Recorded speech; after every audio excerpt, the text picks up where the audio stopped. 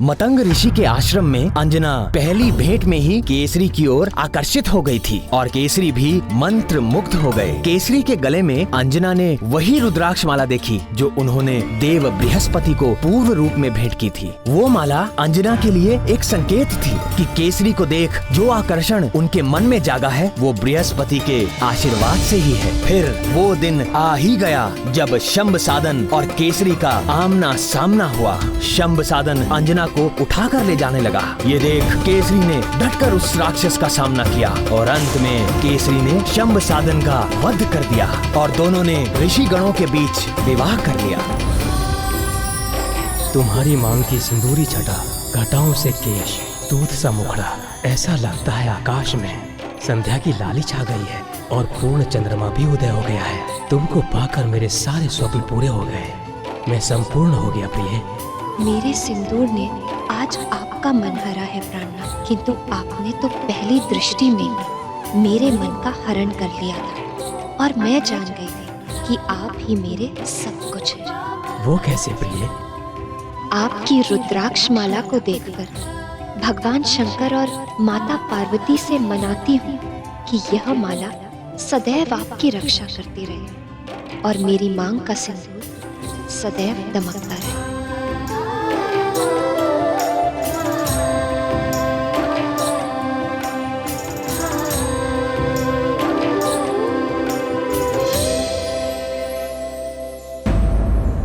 सिंदूर की सुंदरता अपने स्थान पर, किंतु उसका वास्तविक महत्व तो नारी ही जानती है।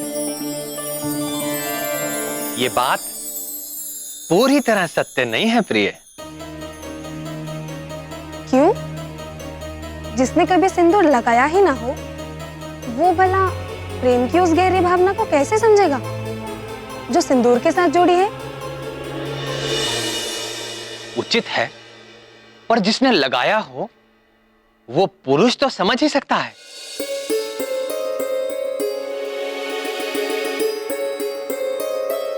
हे अव्यक्त, ऐसा कौन सा पुरुष है जो सिंदूर लगाता हो?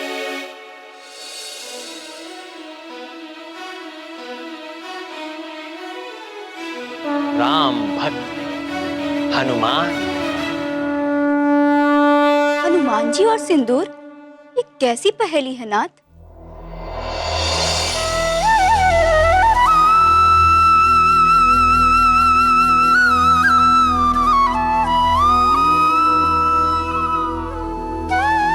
ये पहेली तो वो ही बूझे जो सिंदूर लगाती। ठीक है, हे अंतर्यामी, मैं ही बताती हूँ। ये घटना तब की है जब प्रभु श्री राम रावण का वध करके अयोध्या में लौट आए। सारे वानर तो किष्किंधा लौट गए, परंतु राम भक्त हनुमान अपने आराध्य के चरणों को छोड़कर कैसे जाते? अंजना नंदन प्रभु श्री राम की सेवा में अयोध्या में ही बने रहे। एक बार मंगलवार के दिन जब हनुमान जी राजसभा में पहुंचे तो सभी लोग उनको देखकर चौंक पड़े। क्यों?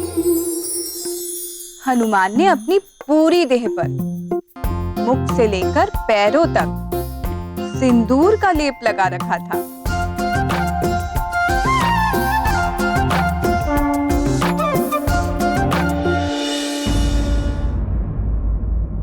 श्री रामचंद्र की, श्री रामचंद्र की, श्री रामचंद्र की, श्री रामचंद्र की।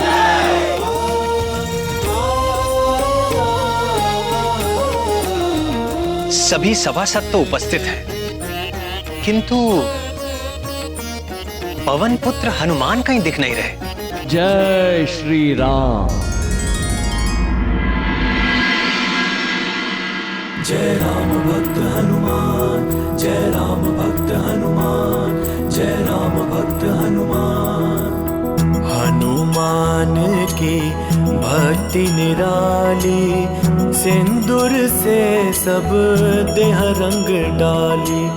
दिया प्रीत का प्रगट प्रकट प्रमाण, सजल नयन हो गए श्री राम। जय राम भक्त हनुमान, जय राम भक्त हनुमान, जय राम भक्त हनुमान। जय श्री राम।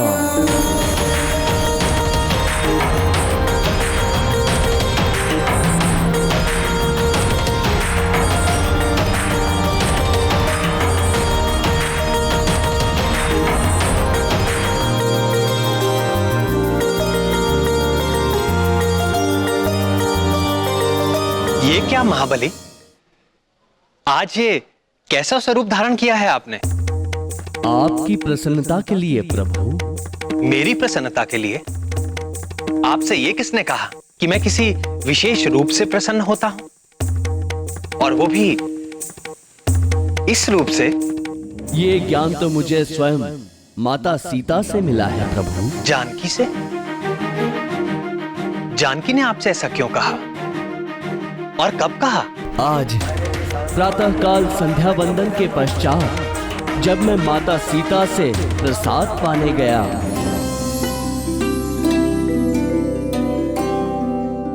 प्रणाम माते, भूख लगी है, प्रसाद दे माते। हाँ पुत्र, तनिक ठहरो।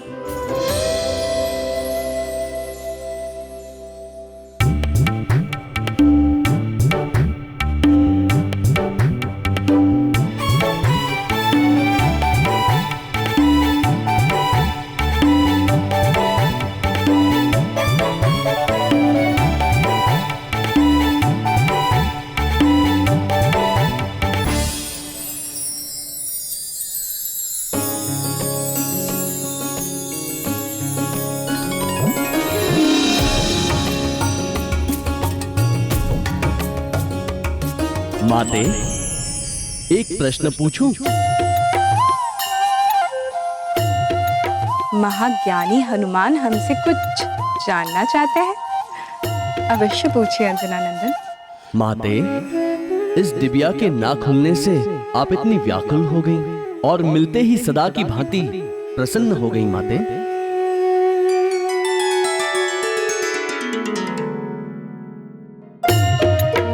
ये तो स्त्रियों का रहस्य है पुत्र, तुम्हें कैसे बता दूं? अच्छा अच्छा, उदास मत हो।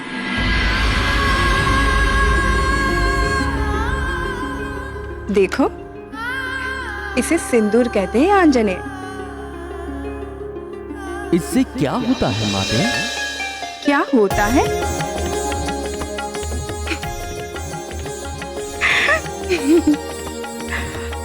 आप भी भोलेनाथ की तरह भोले हैं हनुमान।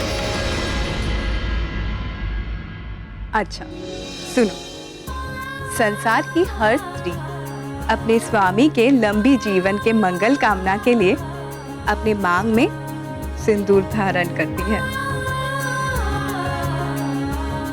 और मैं भी इसीलिए सिंदूर लगाती हूँ। इसे लगाने से आपके स्वामी दीर्घायु होते हैं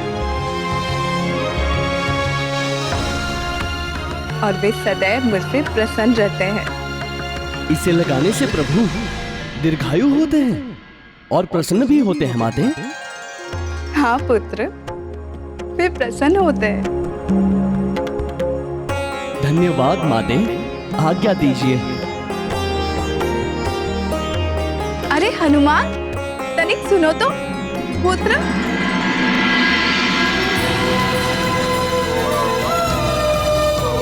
श्री राम जय राम जय जय राम, श्री राम जय राम जय जय राम।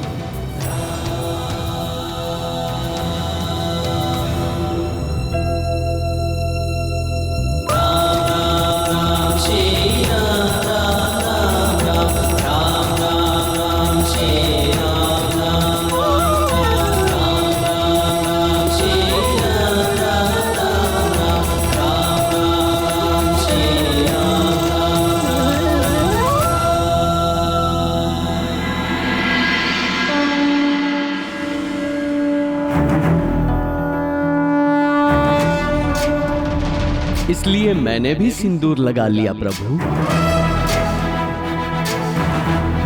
किंतु हनुमान, जानकी तो चुटकी भर सिंदूर लगाती है,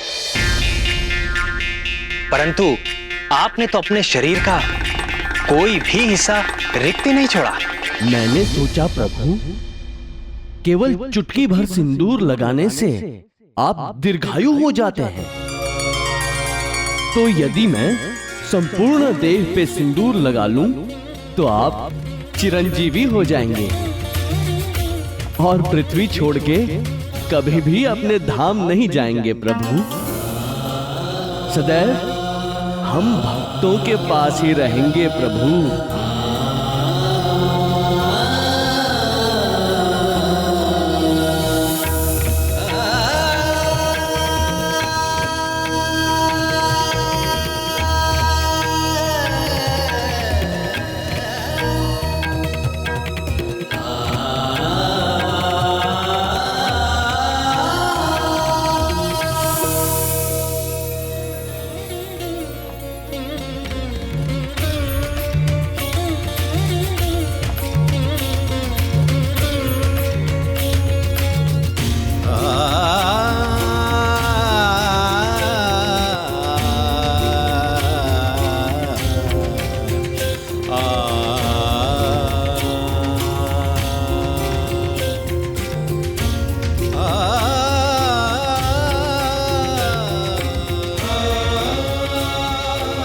तुम्हारे हृदय की सरलता और भक्ति निराली है हनुमान।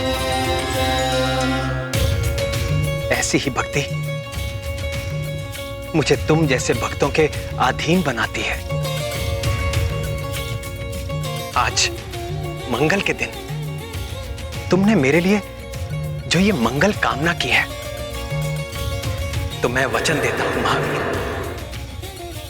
कि मंगलवार को जो कोई भी तुम्हारे इस सिंदूरी रूप के दर्शन करेगा और श्रद्धा से तैल और सिंदूर अर्पित करेगा, उसके प्रति भी मैं वैसे ही कृपालु हो जाऊंगा जैसे जैसे कि तुम्हारे प्रति। जय राम भक्त हनुमान, जय राम भक्त हनुमान। पवन पुत्र का किया सम्मान, भक्तों के हनुमत को रंगे सिंदूरी, राम करे सब इच्छा पूरी।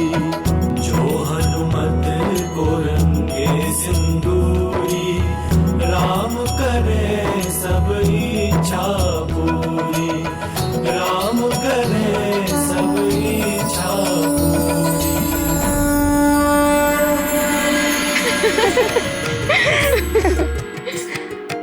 तो ये है सिंदूर का महत्व, जिसे स्त्रियां ही नहीं हनुमान भी जानते हैं। एक और महत्व की बात थी जो मैंने हनुमान से कही थी, अर्थात जानकी ने कही थी। वो क्या? यही कि विवाहित स्त्री के मांग का सिंदूर प्रतीक है कि वो अपने स्वामी के प्रति अनन्य भाव से समर्पित है। हनुमान ने भी सिंदूर लगाकर प्रभु के प्रति अपनी अनन्य भक्ति को भी सिद्ध किया। सत्य है, पवन पुत्र हनुमान के लिए न तो कोई और दूसरा देवता है और न ही प्रभु का कोई दूसरा रूप है तो बस केवल और केवल श्री राम।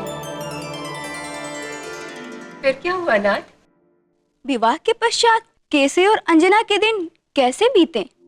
केसरी और अंजना एक दूसरे को जीवन साथी के रूप में पाकर तृप्त हो गए थे, किंतु बहुत काल बीत जाने के बाद भी जब उनके आंगन में शिशु की किलकारियां नहीं गूंजी, तो भीतर ही भीतर केसरी को यह संताप खाने लगा। संतान सुख से हीन अंजना उसका दुख समझती थी, पर वो स्वयं भी दुखी थी।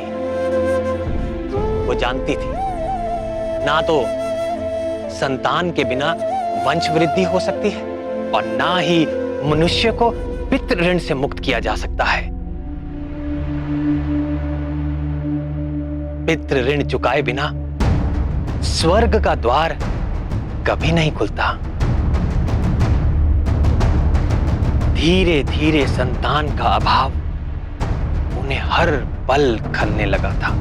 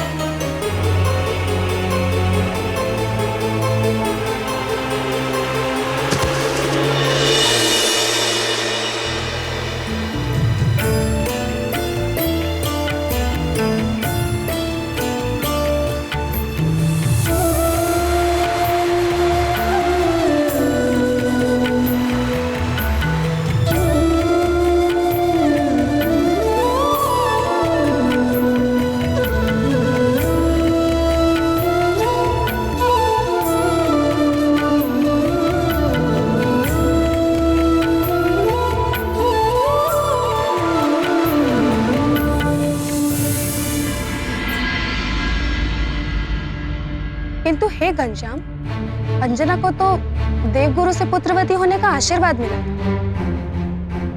उसी कारण उन्हें पृथ्वी पर जन्म लेना पड़ा। तो फिर उन्हें संतान न होने का क्या कारण था? अंजना को यदि किसी साधारण जीव को जन्म देना होता तो कोई कठिनाई ना होती, किंतु उसे तो महाकाल भगवान शंकर के अंश को अपने गर्भ में धारण करना था, जिसके लिए वो आध्यात्मिक रूप से परिपक्व नहीं थी। पूर्व जन्म की अप्सरा अंजना स्वर्ग लोक से आई थी। स्वर्ग भोग विलास का लोक है, तप का नहीं। और अंजना को हनुमान को जन्म देने के योग्य बनने के लिए तपस्या की आवश्यकता थी। तपस्या? किंतु कैसे?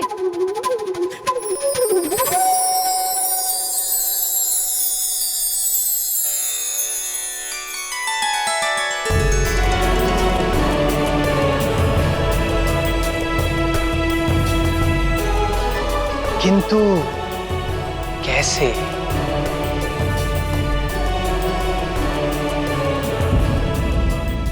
तपस्या? किंतु कैसे?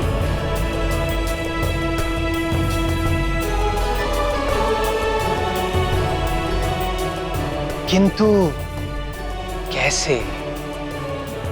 यही बात तो केसरी और अंजना भी जानना चाहते थे कि वो संतान पाने के लिए क्या करें, कैसे करें। संतान की अभिलाषा से अनेक लौकिक उपाय किए, किंतु कोई लाभ ना हुआ।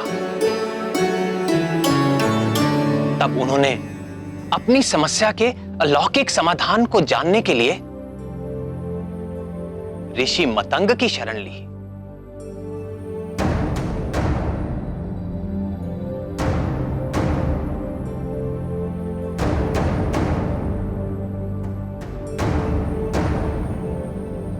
ये वही ऋषि मतंग थे जिन्होंने मेरे राम अवतार के समय परम भक्त शबरी का मार्गदर्शन किया था।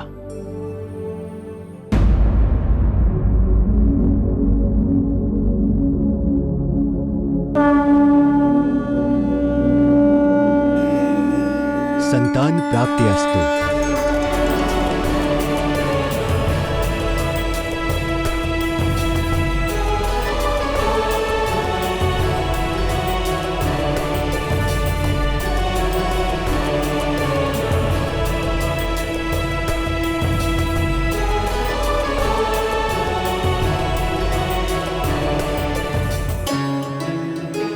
तुम दोनों ऐसे चकित भाव से मुझे क्यों देख रहे हो?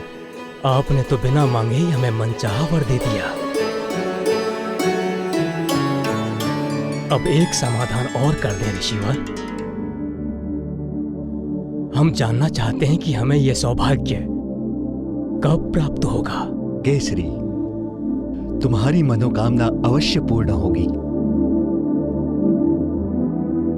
परंतु देवादिदेव भगवान शंकर का आशीर्वाद प्राप्त करने के पश्चात भगवान भोले शंकर को प्रसन्न करने के लिए अंजना को 12 वर्षों तक कठिन तपस्या करनी होगी।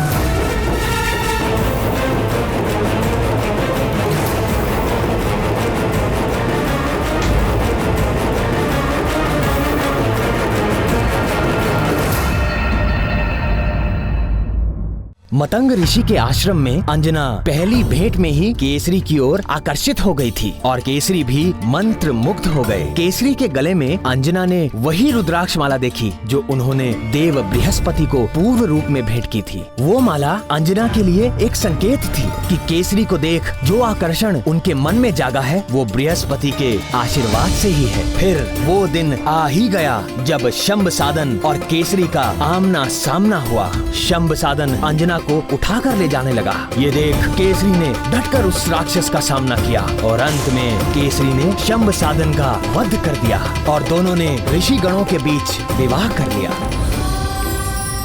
तुम्हारी मांग की सिंदूरी छटा, घटाओं से केश, दूध सा मुखड़ा, ऐसा लगता है आकाश में संध्या की लाली छा गई है और पूर्ण चंद्रमा भी उदय हो गया है। तुमको पाकर मेरे सारे स्वप्न पूरे हो गए। मैं संपूर्ण हो गया प्रिय।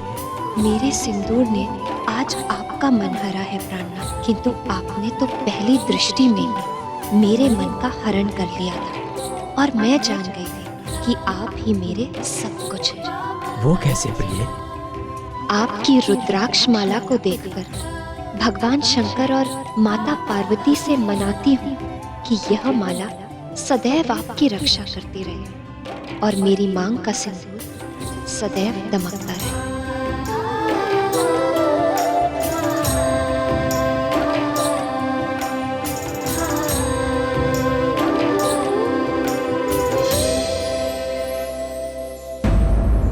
सिंदूर की सुंदरता